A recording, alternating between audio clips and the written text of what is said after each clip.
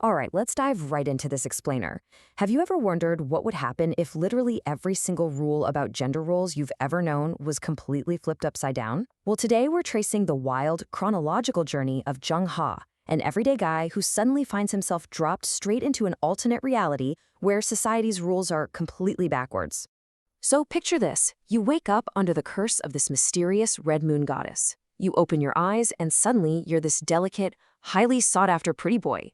And the goddess doesn't pull any punches. She gives you an ultimatum. You either prove yourself as a masculine, quote-unquote Chad in this female-dominated world, or you face something she calls soul assimilation and lose your original identity forever. Moving right along to Section 1, a reversed gender reality. Imagine the absolute confusion when our main guy, Jang-ha, wakes up to sheer panic. His dad is literally yelling at him to get out of bed, start his skincare routine, and learn how to put on makeup with his bro Long Long. Jang-ha is instantly thrust into this terrifying new reality, and he has absolutely no clue how to behave. This setup brilliantly captures the absolute culture shock Jang-ha is dealing with. It's a total 180. Biologically, the women in this new world are the physically dominant protectors. They're aggressive, they run the massive corporate empires, and they are the ones making the first move.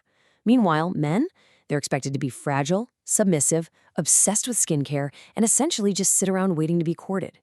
And his horror is cemented pretty much immediately right in his own home. His seemingly sweet stepsister, Kin Kin, is physically overpowered, and she easily pins him down on his bed for a forced cuddle session.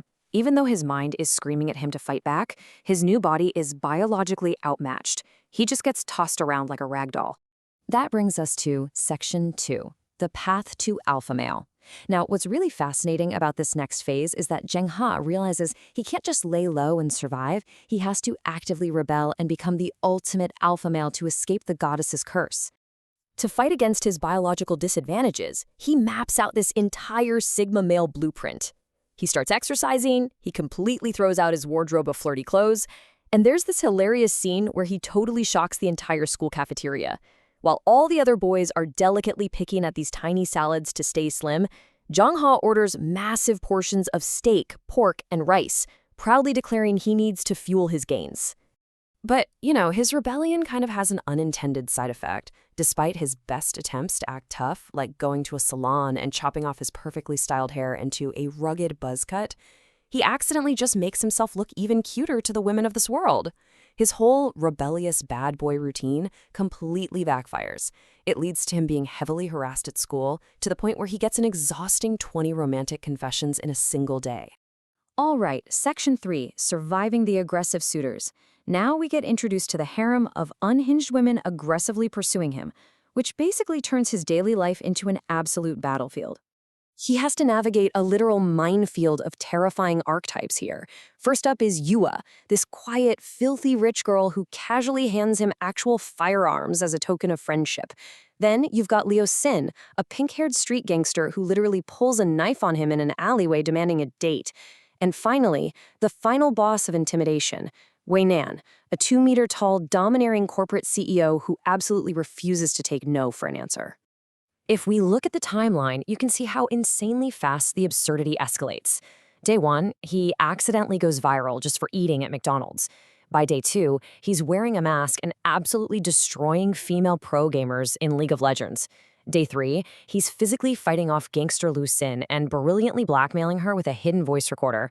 And by day 4, he accidentally wanders into a women's restroom and gets pinned against a stall by the towering CEO, Wei Nan. Which leads into Section 4. Kidnappings and power plays. The tone heavily shifts right here, from chaotic comedy to actual, real danger, when the power dynamics get totally out of hand, especially with the CEO. In a genuinely cinematic plot twist, Wei Nan completely snaps. She literally kidnaps Jang-ha, gasses him, and ties him to a bed in a room surrounded entirely by mirrors. She just sits there doing her paperwork and demands he sign a contract signing his life over to her company. And Jang-ha, completely unfazed by her intimidation, just looks at her and mocks her for having a domineering syndrome. It is wild. But the crucial takeaway is that Jang-ha fights back against these aggressive power plays. He refuses to fold. He fiercely defends his fragile friend Long Long from bullies. He manipulates the rich girl Yua into teaching him actual Muay Thai combat skills. he flat out rejects Waynon's multi-million-dollar contracts to keep his independence. And to top it all off, he starts streaming masked fitness workouts online to build his own wealth, ensuring he never has to rely on a rich woman to survive. Just as he thinks he's finally mastering the crazy rules of this reversed world, a massive psychological thriller element drops right into the narrative. The spotlight shifts to a seemingly sweet, doting stepsister. Who is the real Jingha, and what dark secret is Kin hiding behind that innocent smile? It's a pretty terrifying reminder that sometimes the most dangerous threats are the ones living right under your own roof. Section 5. The Stepsister's Dark Secret. So we find out that Kin isn't just a caring older sister trying to protect her delicate brother. Oh no, she is deeply, terrifyingly obsessed with him. Wei-nan uses her massive corporate resources to uncover a decade-long trail of manipulation. Turns out, Kin has been stalking him since childhood. She violently sabotaged any girl who ever got near him.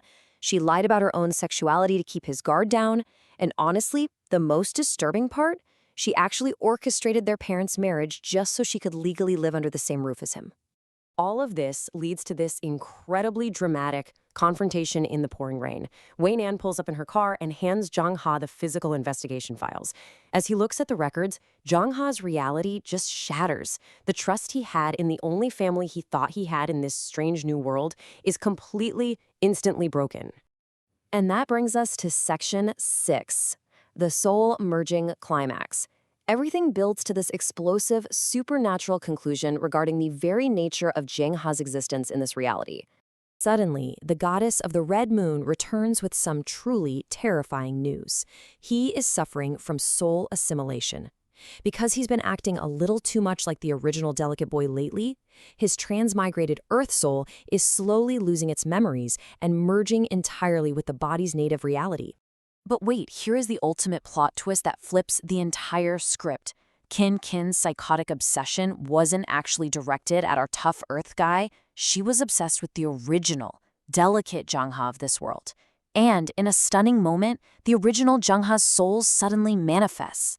He had been trapped inside his own mind, watching everything unfold this entire time from the back seat, and he steps forward to protect his sister from having a complete psychological breakdown over losing him. The goddess tries to force a brutal choice between the two, but instead of fighting each other, the two souls beautifully merge. The Sigma male from Earth and the delicate boy of the reversed world combine to stabilize his mind and body. Because they survived the assimilation process together, the goddess is forced to declare a 7-year truce, retreating until the next red moon. Meanwhile, CEO Wei-nan and Kin, actually putting aside their differences for once, vow to protect him at all costs. Which leaves us with this final, thrilling question. With two completely opposite souls combined into one, and a 7-year countdown officially ticking, who will the ultimate alpha male become? And looking at his insane journey, it kind of begs a question for all of us. If the rules of our own society were suddenly flipped overnight, how quickly do you think you would adapt to survive? Thanks so much for joining me for this explainer, and keep questioning the rules of the world around you.